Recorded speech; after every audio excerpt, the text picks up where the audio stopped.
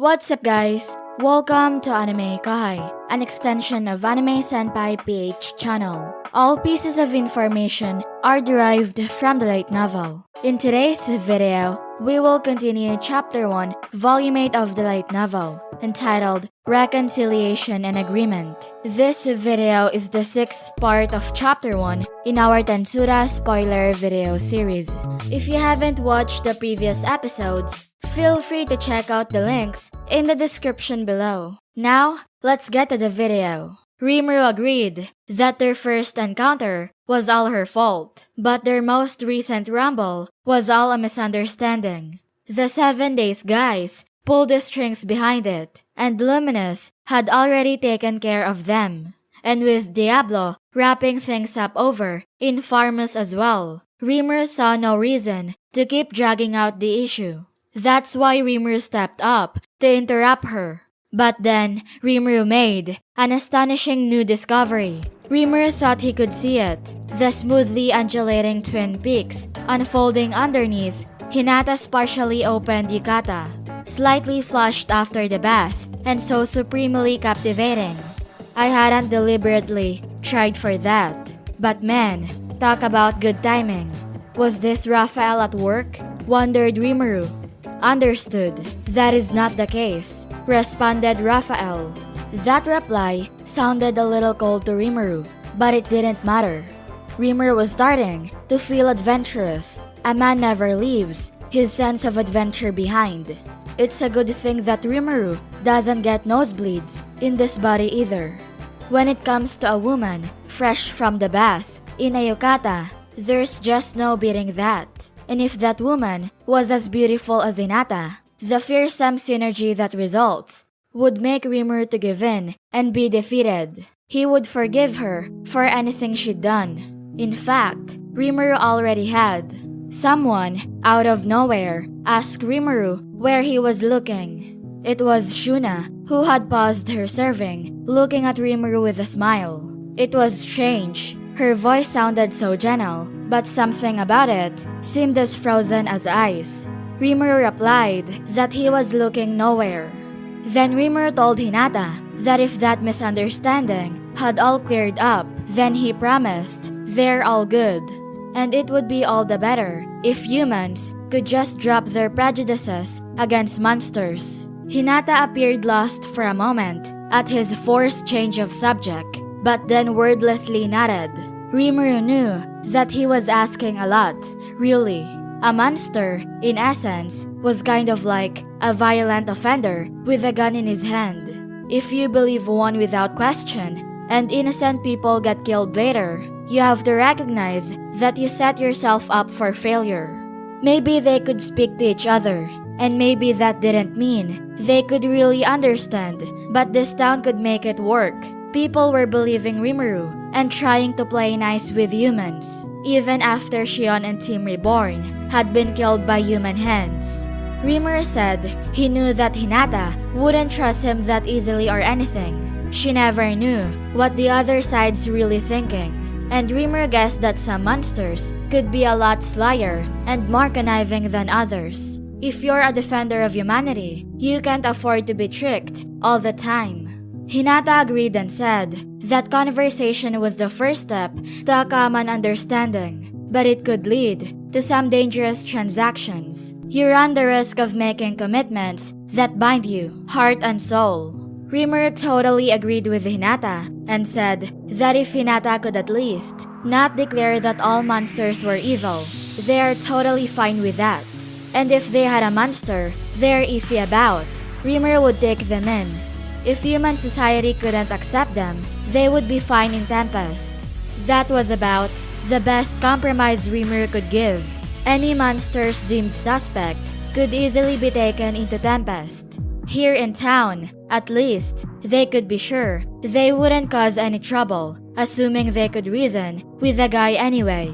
Hinata said that she didn't think their thoughts were going to change if she snapped her fingers, but promised to prohibit her ranks from condemning all monsters as evil. Hinata asked Luminous if that was alright with her. Luminous replied that she didn't care for such trivial matters, But if it led citizens to doubt their faith in her, she would not stand for that. Hinata said very well and promised to observe that as their first priority. Luminous seemed convinced, given how the holy empire of Lobelius was wholly built around the people's faith in the god Luminous. Any cracks in that faith could affect the entire foundation of that belief. That religion holds great sway over the Western nations.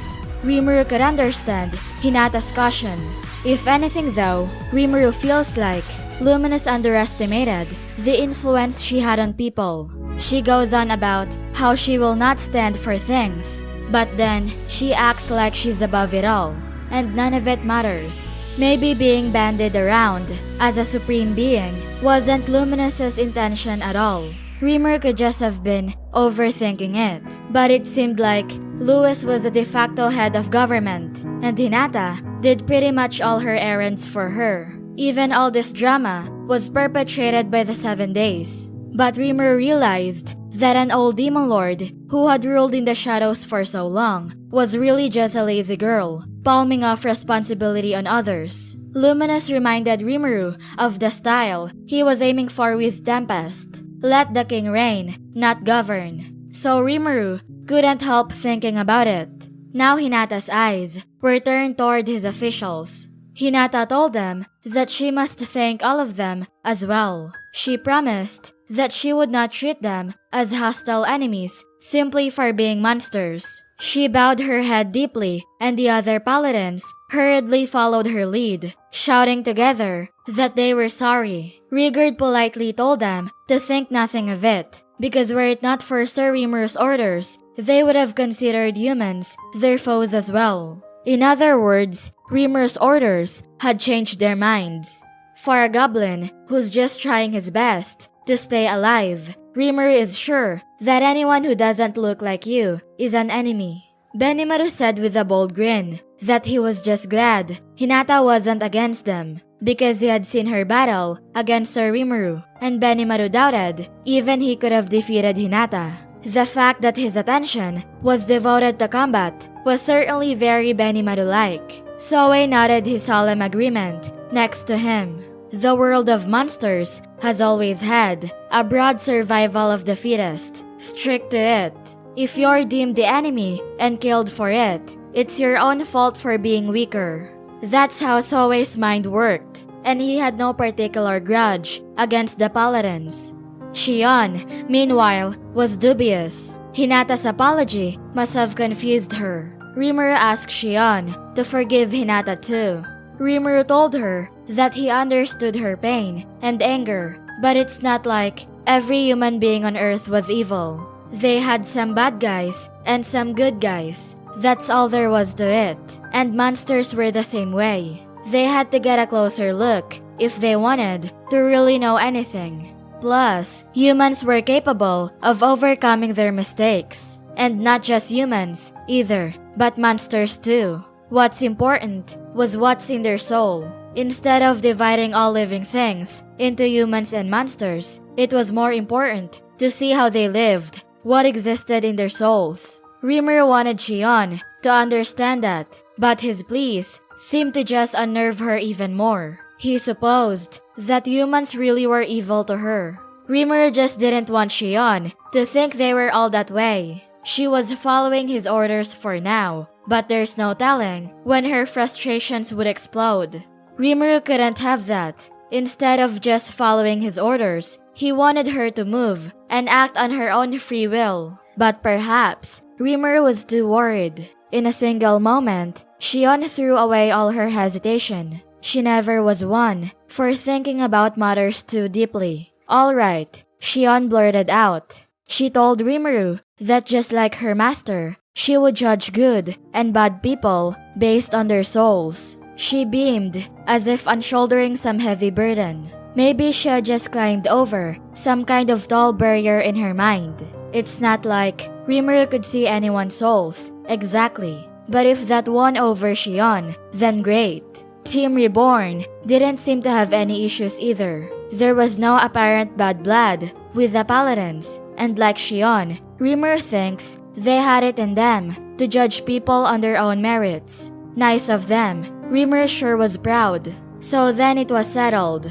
Rimuru accepted the apology and let the mistakes fall into the past.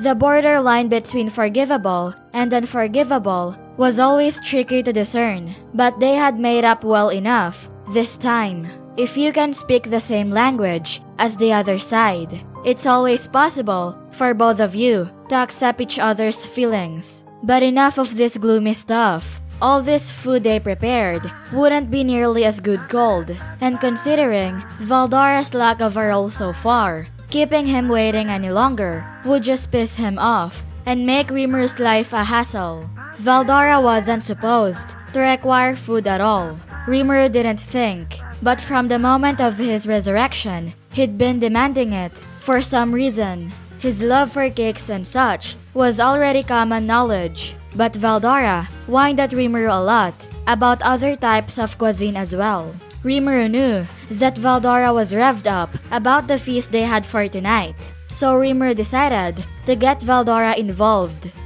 That's it for this video, guys. If you haven't subscribed yet, please subscribe and click the bell notification icon so you will never miss the upcoming continuation of Tensura's spoiler video series.